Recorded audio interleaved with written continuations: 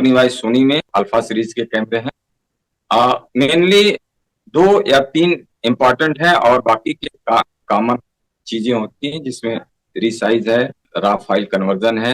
करते समय आप जब जेपीईजी बनाते हैं तो उसमें डिफरेंट टाइप के एडजस्टमेंट आप कर सकते हैं, जिसमें कि क्रिएटिव स्टाइल है, वाइट बैलेंस है, और DRO डायनेमिक रेंज ऑप्टिमाइजर, और एक ही इमेज में कंट्रास्ट और हाईलाइट दोनों के बीच में ये एडजस्ट करके एक्सपोजर को बैलेंस कर सिस्टम है।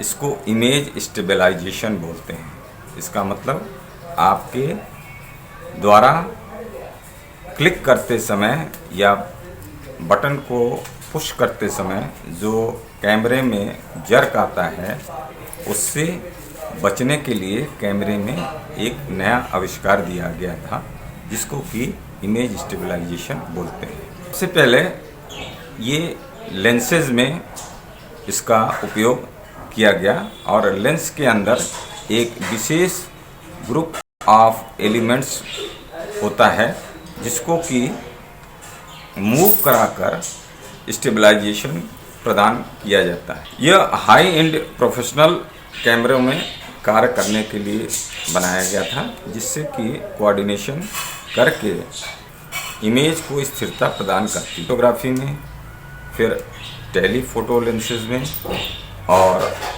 स्मूथ वीडियो को या सिनेमैटिक शूट करने में हैंड हेल्ड तरीके से काम करता है।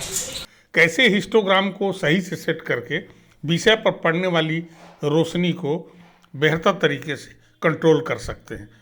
हिस्टोग्राम लाइट का ग्राफिकल रिप्रेजेंटेशन होता है, जो लाइट के इंटेंसिटी को दर्शाता है। यह एक ग्राफ फॉर्म में होता है और इसमें मुख्यतः 3 स्टेज होते हैं, एक लेफ्ट साइड, एक राइट साइड और एक मिडिल ग्राफ। आर्टिस्टिक वर्क करने के लिए इस ग्राफ का बहुत ही महत्वपूर्ण योगदान होता है।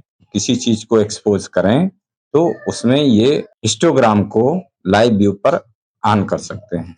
बहुत एक इम्पोर्टेंट सब्जेक्ट है और वो है advantage of in camera processing and editing. कैमरे में प्रोसेसिंग का सॉफ्टवेयर बिल्ट इन है। जो मॉडर्न मिररलेस कैमरे हैं, उनको भी मीडिया से कनेक्ट करने के लिए और जो इमेज या वीडियो क्लिप आप शूट करते हैं, उसको ऑनलाइन शेयर करने के लिए चीजें पोस्ट प्रोसेसिंग इन कैमरा कर सकते हैं। टाइम सेविंग है। अदरवाइज आप कैमरे से कार्ड ट्रांसफर करते हैं, लैपटॉप पे ले जाते हैं या एडिटिंग किसी प्रोसेस कंप्यूटर पे ले जाते हैं, उसको करते हैं और फिर उसके बाद आप वहां से उसको सेंड करते हैं। ये सभी चीजें एक छोटे स्तर पे आज के एडवांस मिररलेस कैमरों में मैन्युफैक्चर्ड है, जिसको प्रोसेस करके अभी सभी जो बिगिनर्स हैं या मीडिया कर्मी, वो इसका भरपूर उपयोग कर सकते हैं। नई टेक्निक कैमरों में जो आई हुई है, उस पर कुछ टिप्स और चर्चाएं करूंगा।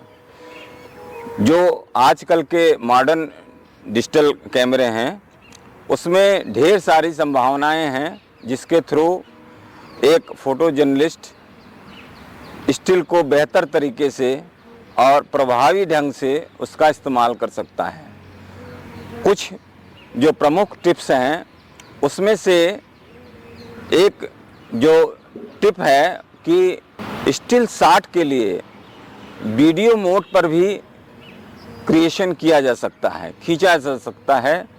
जिस तरीके से एक फोटो जर्नलिस्ट की नज़र क्लिक करने के लिए प्रॉपर भावनाओं और संभावित एक्शन पे रहता है, उसी तरीके को उस मोड को स्टिल से वीडियो मोड पर करके खींचने से बाद में कंटिन्यूअस फ्रेम से उसको एडिट करके मनचाही फ़ोटो उसमें से एक्सट्रैक्ट किया जा सकता है।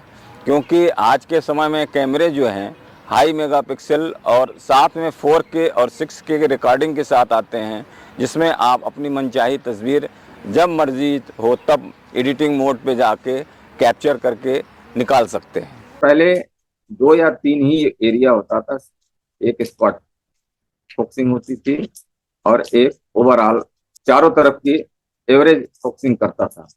लेकिन आज के समय में इसमें पिन एरिया है, स्पॉट एरिया है, वाइडर एरिया है, वर्टिकल एरिया है, और साथ में एआई के through human being, child, birds, animals, pets, moving subjects like train, motorcycle, aeroplane, इन सब के लिए खींचने के लिए, फोकसिंग प्रॉपर करने के लिए सिस्टम आ गया है।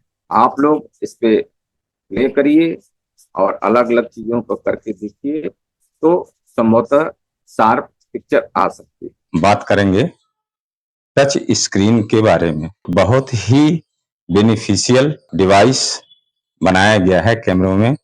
क्लिक करने में फास्ट और एक्यूरेसी के साथ काम करने के लिए इसका मदद लिया जा सकता है। ढेर सारे असाइनमेंट जो कि आप पहले बटन से काम करते थे और उसको सेट करने में समय लगता था, वो सब कुछ आपके विजिबिलिटी पे या ईबीएफ पे या बैक स्क्रीन पे आपको अवेलेबल रहता है, और उसको आप टच करके तुरंत का तुरंत आप अपनी सेटिंग को बदल सकते हैं, मेनू में जा सकते हैं, स्क्रॉल कर सकते हैं।